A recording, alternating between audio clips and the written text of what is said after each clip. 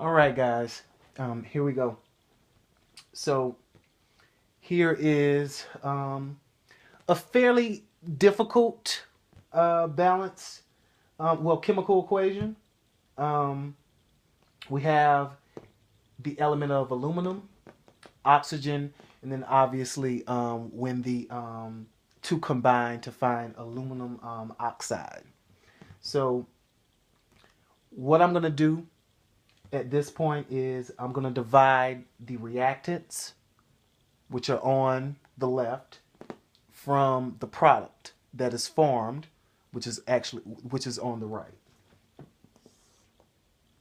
So on this side we have 1 aluminum. So I'm just gonna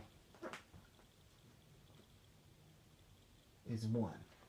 Also on this side we have 2 oxygens.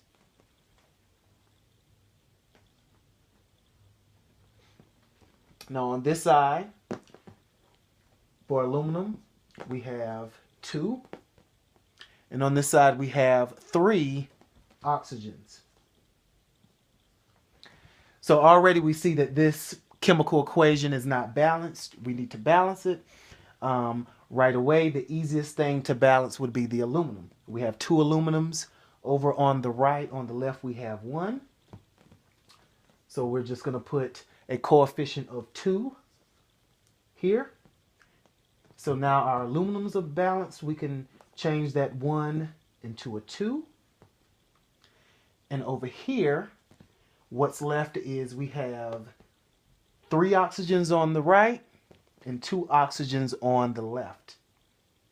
Now, if you remember the equation that I went over with you last night, to figure out what we need to multiply by 2 to give us 3, we use the equation 2x equal to 3. X is equal to 3 halves. So then we take and put a coefficient of 3 halves here. But also, as I expressed with you guys last night, in the world of chemistry, we do not leave improper fractions or decimal places as coefficients. They must be whole numbers. So as you would have guessed it, the common denominator here to remove this 3 would be 2. So we multiply everything by 2. So I'm just going to rewrite below in red. 2 times 2 is 4.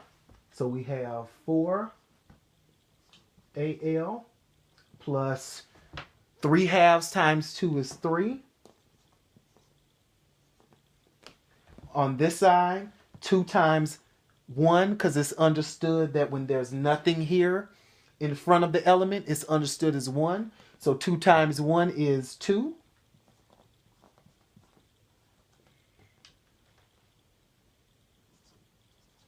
Okay.